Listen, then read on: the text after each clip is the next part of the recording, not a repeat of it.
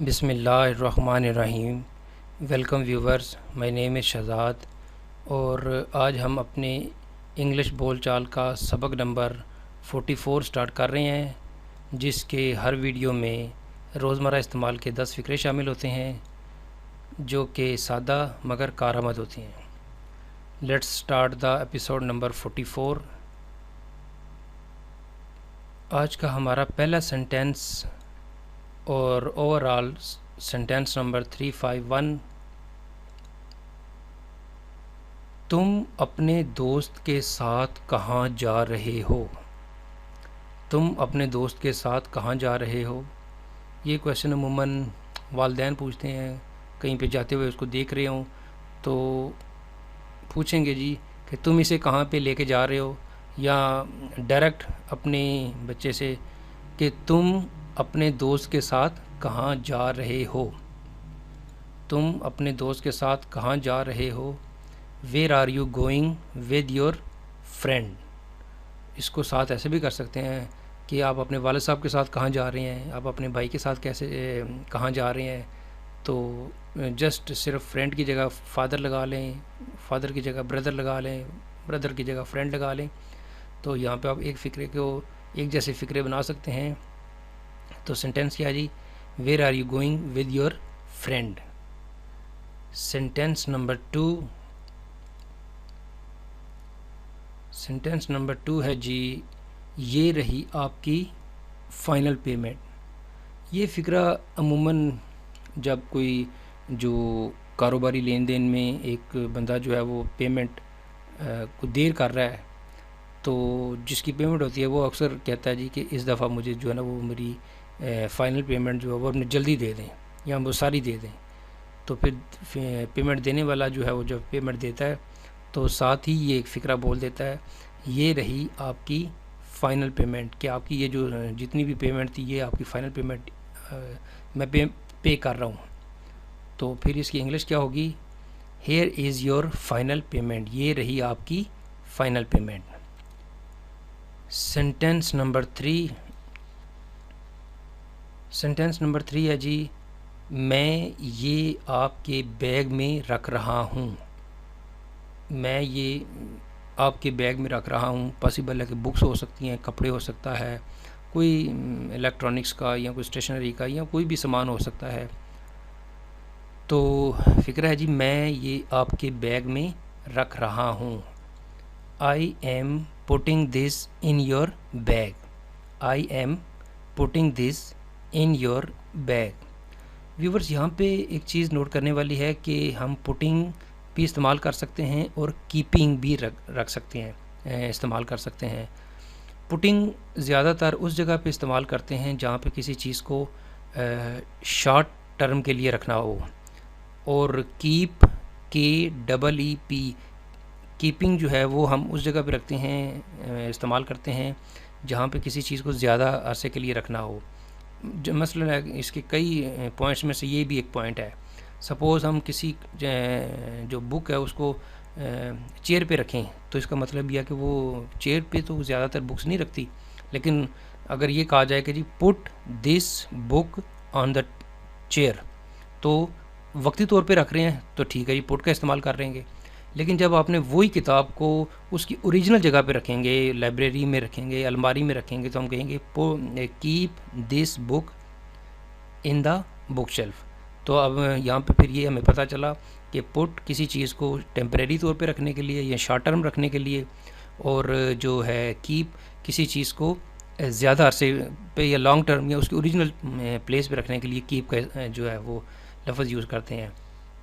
तो बहरहाल इंटरचेंजेबल भी इसको यूज़ कर सकते हैं।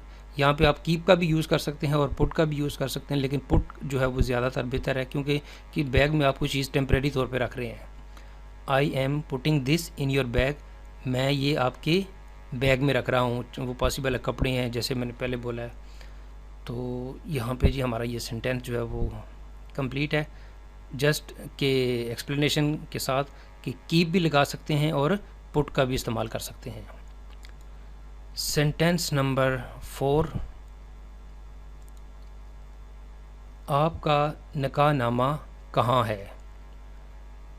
ये फ़िक्रा सपोज़ एक कोई फैमिली जो है वो इंटरव्यू देने गई है इमिग्रेशन के लिए, कोई कनाडा, अमेरिकन, न्यूजीलैंड, ऑस्ट्रेलिया की इमिग्रेशन के लिए। तो वहाँ पे जो इंटरव्यूअर्स है वो सारे डॉक्यूमेंट्स चेक करने के बाद अगर उस डॉक्यूमेंट्स में वो चीज़ नहीं मौजूद जो निकाहनामा, तो फिर वो क्या सवाल करेगा, आपका निकाहनामा कहाँ है, या आपका निकाहनामा किधर है, आपका निकाहनामा मौजूद नहीं है डॉक्यूमेंट्स में।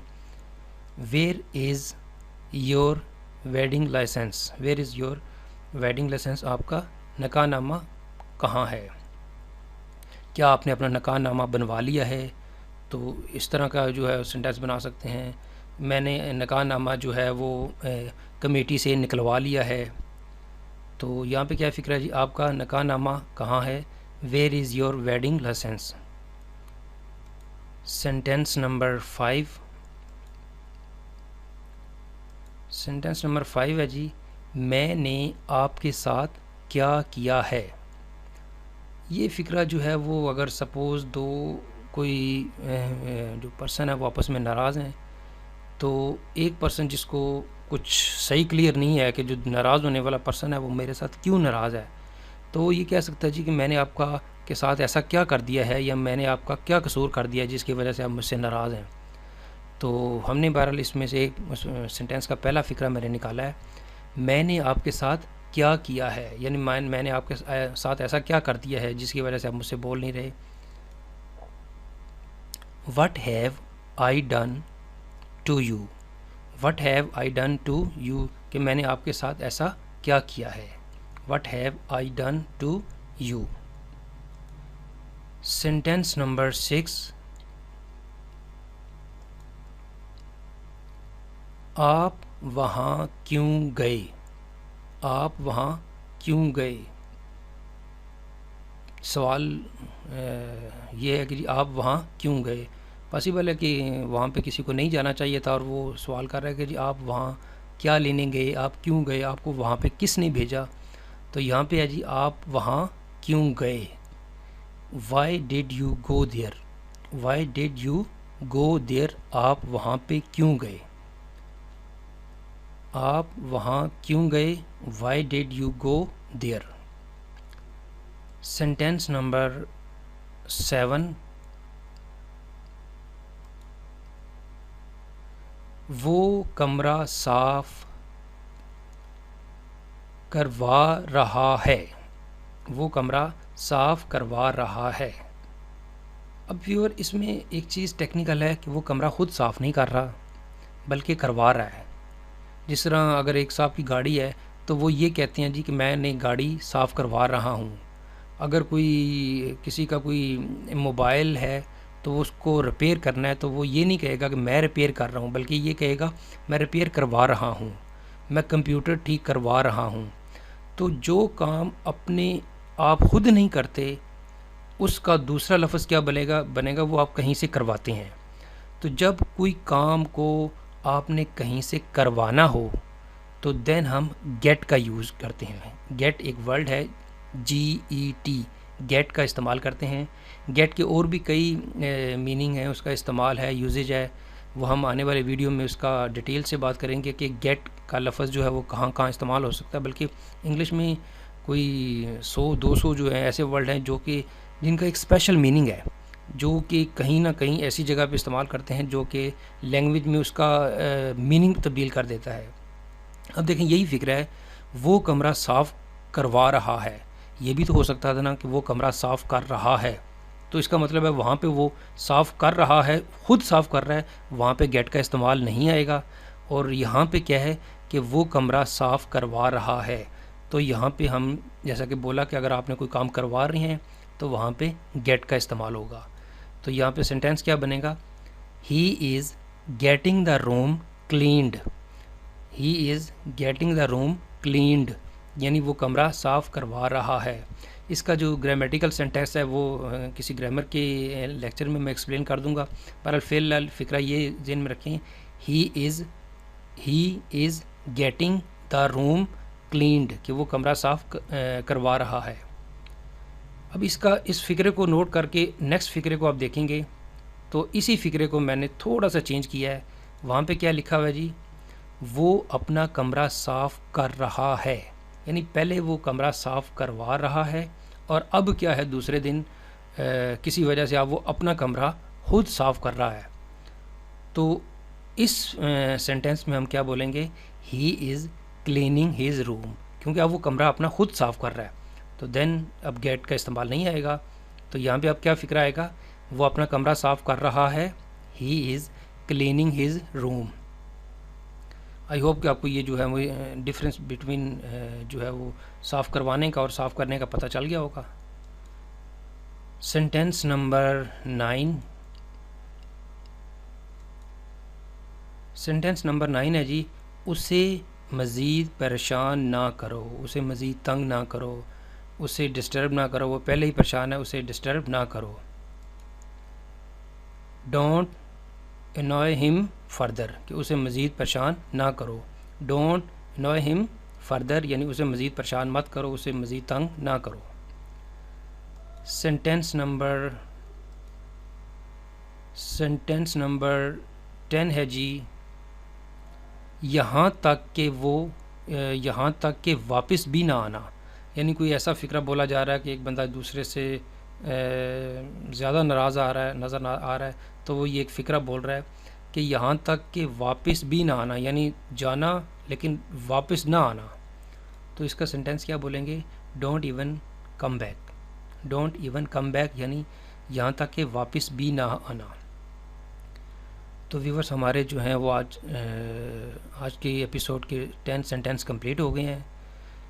यहाँ पे एक छोटी सी रिक्वेस्ट ये करनी है आपसे कि जब आप कमेंट्स करते हैं ना, तो प्लीज़ उसमें ना इंग्लिश का इस्तेमाल किया करें, इंग्लिश के वर्ड यूज़ करें, क्योंकि जब आप इंग्लिश सीख रहे हैं उसके मतलब कोई कमेंट्स करते हैं, जो कोई आप ये कहते हैं कि ये चीज़ शुरू करवाएं, फ़लाँ चीज़ शुरू करवाएं, तो प्लीज़ काइंडली उसमें ना आप कमेंट्स को इंग्लिश में करें। गलती होती है, ठीक है, गलती भाई होती है, गलती करके ही सीखना होता है। अब कल के एक वीडियो में मेरे से गलती हो गई तो मैंने उसको करेक्ट कर दिया। गलती ये ज़रूरी है, गलती जो है वो हो जाती है, उसको वो गलती करके वो नेक्स्ट टाइम वो गलती ना करना, ये एक सक्सेस होती है कि गलती की और उसको नेक्स्ट टाइम वो गलती ना होने दी।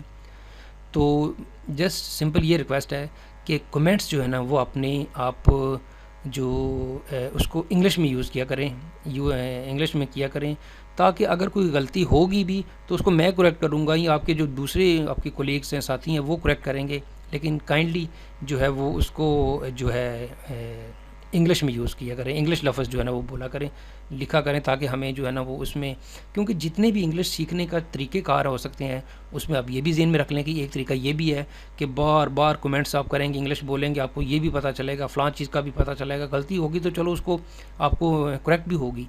तो ये भी एक समझ लें कि उस अगर कोई 15-20 मेथड हैं जिसमें इंग्लिश सीखना है, तो उसमें एक ये भी मेथड है कि मैंने कमेंट्स करने हैं और कमेंट्स में मुझे रोज़ाना या कोई भी अच्छा जो लफ्ज़ है, स्टैंडर्ड लफ्ज़ है, वो यूज़ करने हैं। तो होप कि जो है वो आप इस चीज़ को नेक्स्ट टाइम जो है वो फॉलो करेंगे। तो यहाँ पे जी हमारा आज का लेक्चर जो है वो कंप्लीट हो रहा है। लेसन नंबर 44 इंग्लिश बोलचाल का सबक नंबर 44 जो है वो इख्तिताम पज़ीर हो रहा है। ओके जी व्यूवर्स, इफ़ यू लाइक, अगर आपको ये वीडियो पसंद आता है तो आपने क्या करना है, सबसे पहले इसको लाइक कर दीजिएगा और साथ ही एक बटन होता है जिसके ऊपर सब्सक्राइब लिखा होता है, आप उसको सब्सक्राइब कर दें। सब्सक्राइब करने का ये फ़ायदा होगा कि हमारा एक जो है यूज़र सब्सक्राइबर का इंक्रीमेंट हो जाएगा और सब्सक्राइब करने वाले यूज़र को जब भी मैं नया वीडियो अपलोड करूँगा तो आपको वो मैसेज आ जाएगा कि जी क्विज़ एंड क्विज़ चैनल वालों ने एक नया वीडियो अपलोड कर दिया है। और काइंडली इस वीडियो को आप शेयर भी ज़रूर कर दिया करें। तो मज़ीद मालूमात के लिए आप हमारी वेबसाइट को भी विज़िट कर सकते हैं www.onlinequizacademy.com, और आप हमारे फेसबुक के पेज को भी लाइक कर सकते हैं जिसका नाम है facebook.com/A+ Academy। सो अगले वीडियो तक मुझे इजाज़त दीजिए। अल्लाह हाफिज़। अस्सलामु अलैकुम।